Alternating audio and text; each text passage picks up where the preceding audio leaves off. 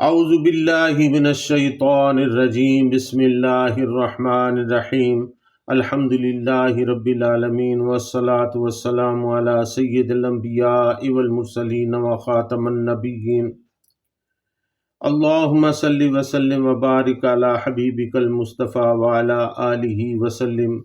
معزز ناظرین، السلام علیکم ورحمۃ اللہ وبرکاتہ۔ جاذب پبلیکیشن میں خوش آمدید۔ میں محمد سعید جاذب آپ کی خدمت میں حاضر ہوں۔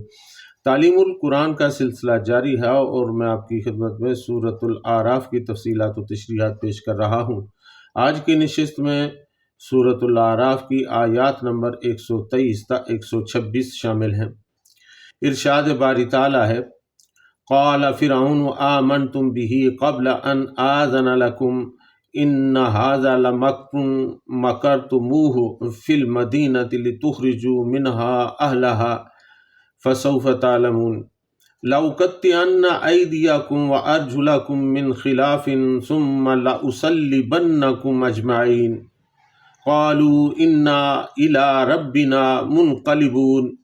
وما تنقم منا إلا أن آمنا بآيات ربنا لما جاءتنا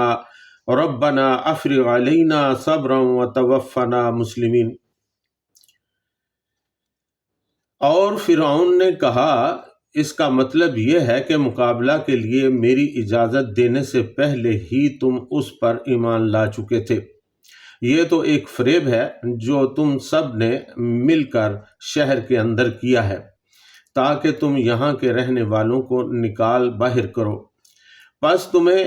جلد ہی اس کا انجام معلوم ہو جائے گا، اور میں ضرور تمہارے ہاتھ اور تمہارے پاؤں مختلف سمتوں سے کٹوا دوں گا، پھر تم سب کو سولی پر لٹکا دوں گا۔ وہ جادوگر بولے کہ ہمیں پرواہ نہیں، ہم تو اپنے رب کی طرف جانے والے ہیں، اور تو ہمیں صرف اس لیے ناپسند کرتا ہے کہ جب ہمارے رب کی نشانیاں ہمارے پاس آ گئیں تو ہم ان پر ایمان لے آئے ہیں۔ اے ہمارے رب، ہمارے اوپر صبر کا فیضان کر اور ہمیں اس حال میں دنیا سے اٹھا کہ ہم مسلمان یعنی فرما بردار ہوں۔ قال فرعون آمنتم به قبل ان آذن لكم، اور فرعون نے کہا کہ اس کا مطلب یہ ہے کہ ہم مقابلے کے لیے میری اجازت دینے سے پہلے ہی تم اس پر ایمان لا چکے تھے۔ ناظرین، پہلے تو فرعون کے حواری حضرت موسیٰ علیہ السلام کے خلاف پراپیگنڈا کرتے تھے کہ یہ شخص تمہارے ملک پر قبضہ کرنا چاہتا ہے اور خود تمہیں ملک بدر کر دینا چاہتا ہے، مگر جب مقابلے پر بلائے گئے جادوگر ایمان لے آئے تو فرعون کو خطرہ پیدا ہو گیا کہ اب باقی لوگ بھی ایمان قبول کر لیں گے، لہٰذا انہوں نے جادوگروں کو ڈرانا دھمکانا شروع کر دیا۔ ویسے تو مقابلہ کے میدان میں شکست کھا جانا ہی کچھ کم نہ تھا، لیکن جب جادوگروں نے مسلمان ہونے کا اعلان کر دیا تو فرعون اور اس کے حواریوں کی تو گویا کمر ہی ٹوٹ گئی، لیکن فرعون تھا بڑا ذہین، حالات کی نزاکت کو فوراً بھانپ گیا۔ جادوگروں کو وہ خطاب کرتے ہوئے فوراً بول اٹھا، اچھا معلوم ہوتا ہے کہ تم بھی انہی کے ساتھ ملے ہوئے ہو، یعنی تم بھی اسی باغی گروہ کے افراد ہو جس کا سرغنام موسیٰ علیہ السلام ہے۔ پارہ نمبر 16 سورہ طٰہٰ آیت نمبر 71 میں ارشاد باری تعالیٰ ہے: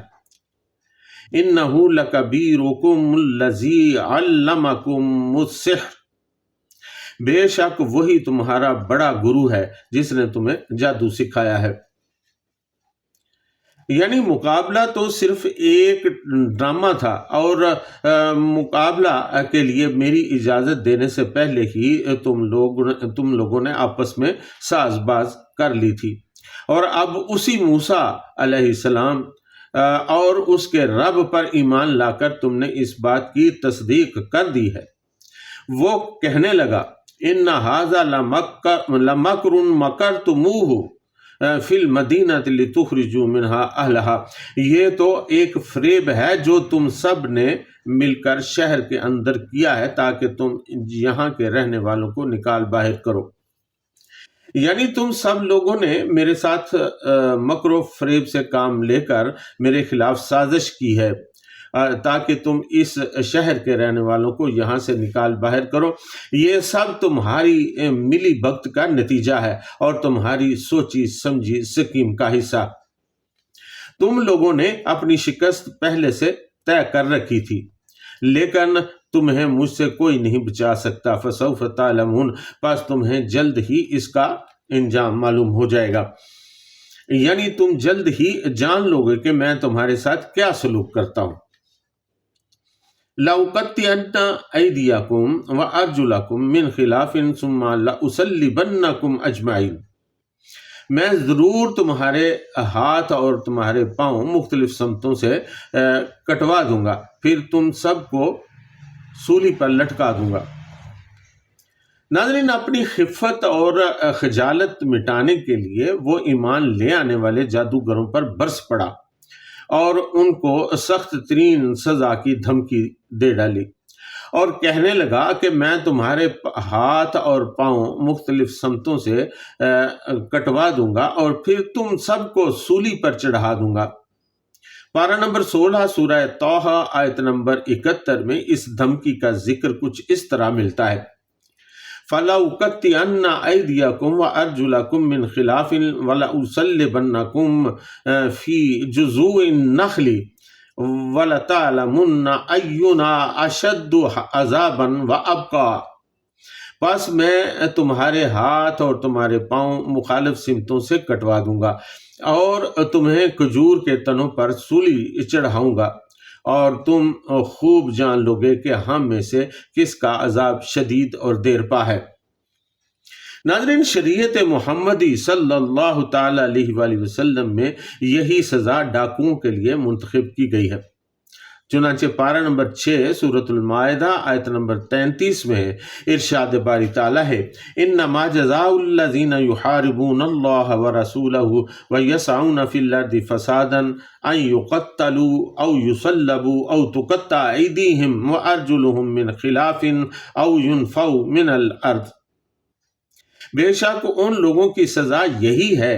جو اللہ تعالیٰ اور اس کے رسول سے جنگ کرتے ہیں اور زمین کے اندر فساد برپا کرنے کی کوشش کرتے ہیں، یہ کہ انہیں قتل کر دیا جائے یا انہیں مصلوب کیا جائے یا ان کے ایک طرف کے ہاتھ اور دوسری طرف کے پاؤں کاٹ دیے جائیں یا ملک کی سرزمین سے دور جلا وطن کر دیے جائیں۔ اس طرح جرم کی نوعیت کے مطابق حاکم وقت کو اختیار ہے کہ ان چار قسم کی سزاؤں میں سے کوئی ایک سزا دے دے۔ یہاں فرعون نے ان جادوگروں کو جو حضرت موسیٰ علیہ السلام پر ایمان لے آئے تھے ان کے ہاتھ پاؤں مخالف سمت سے کاٹنے اور سولی پر چڑھانے کی سزا کی دھمکی دی۔ قالوا انا الی ربنا منقلبون، وہ جادوگر بولے کہ ہمیں پرواہ نہیں ہے، ہم تو اپنے رب کی طرف جانے والے ہیں۔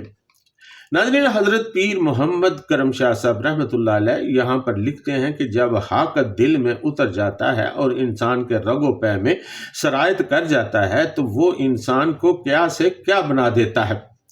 رذالت اور کمینگی کے گہرے کھڈ میں گرے ہوئے جادوگروں نے جب حق کو قبول کر لیا تو وہ چشم زدن میں انسانیت کے اس عرفہ و اعلیٰ مقام پر فائز ہو گئے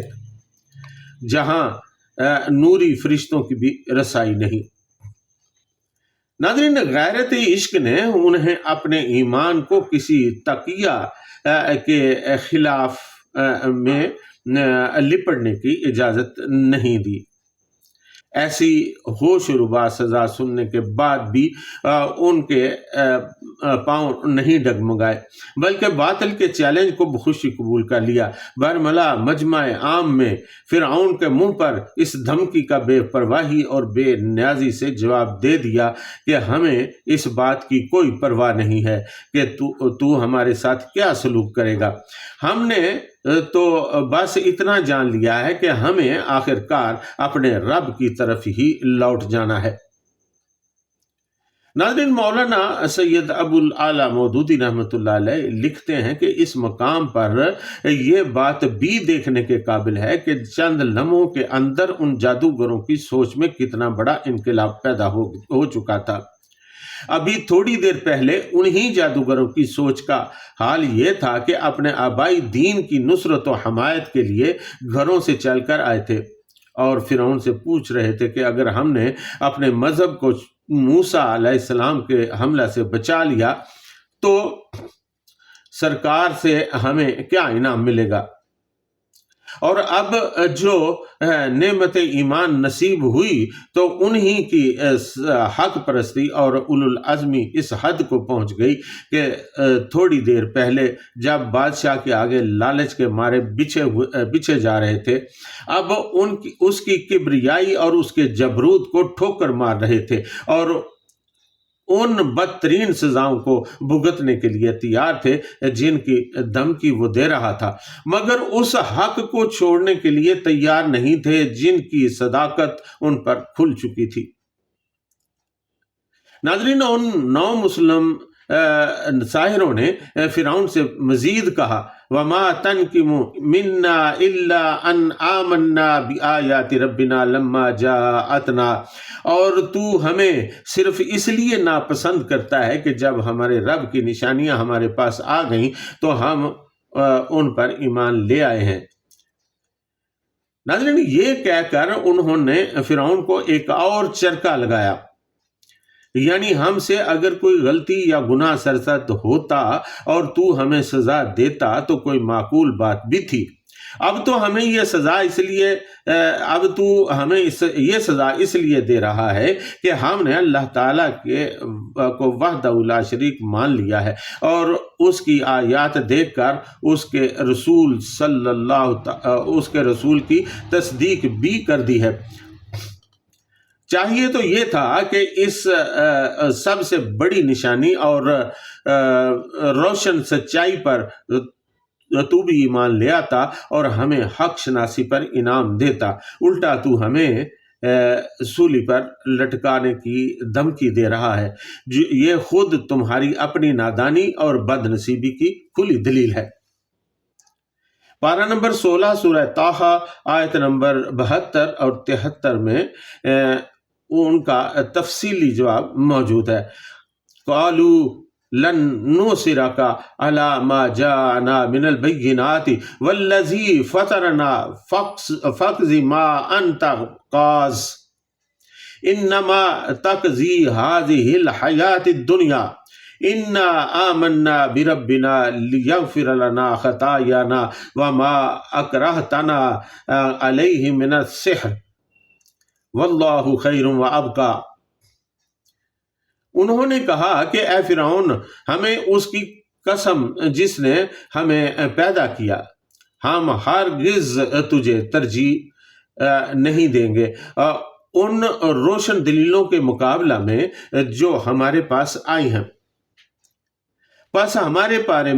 میں جو تو فیصلہ کرنا چاہتا ہے کر دے، ہمیں ذرا بھی پرواہ نہیں ہے۔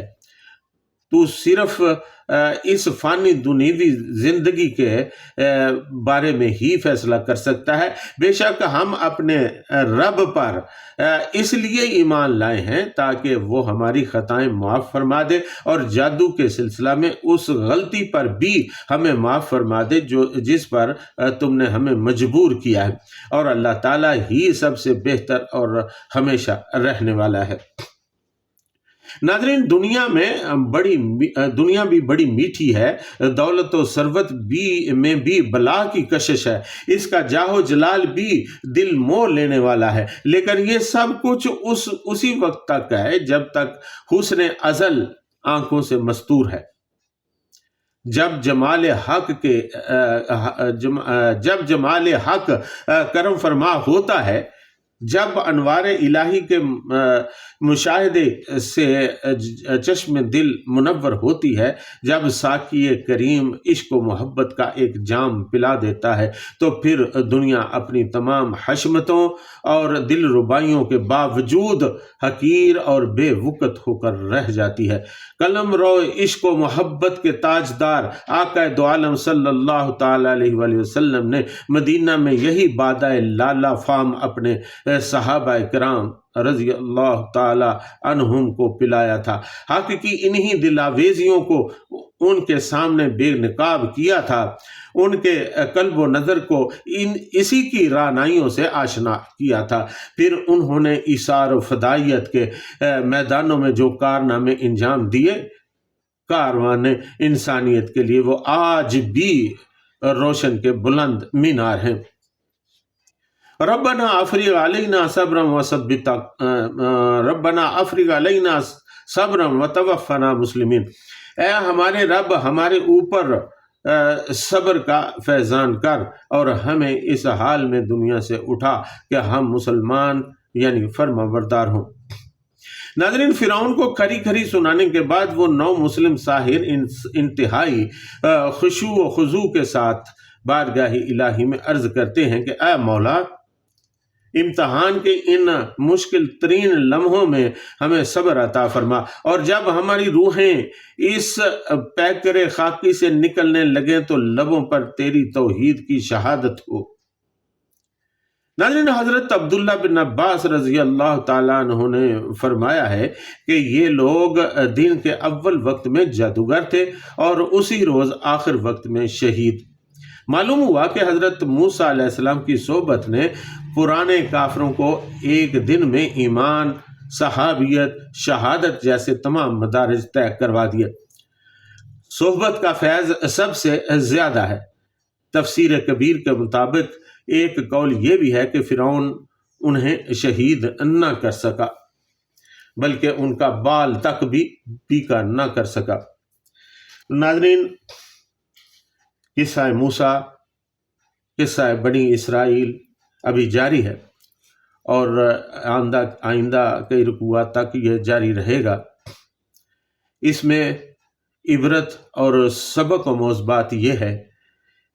کہ ان لوگوں نے حضرت موسیٰ علیہ السلام کی نافرمانی کی جس کی بنا پر انہیں آخر میں سزا ملی۔ ہمیں آقا دو عالم صلی اللہ تعالیٰ علیہ وآلہ وسلم کے فرمودات، ان کے ارشادات، ان کی سنتوں پر عمل کرنا چاہیے تاکہ ہم سچے اور پکے مسلمان ثابت ہوں اور اللہ تعالی ہم پر اپنی عنایات بنائے رکھے۔ ناظرین، اس کے ساتھ ہی آج کی نشست میں آپ سے اجازت، وما علینا الا البلاغ المبین۔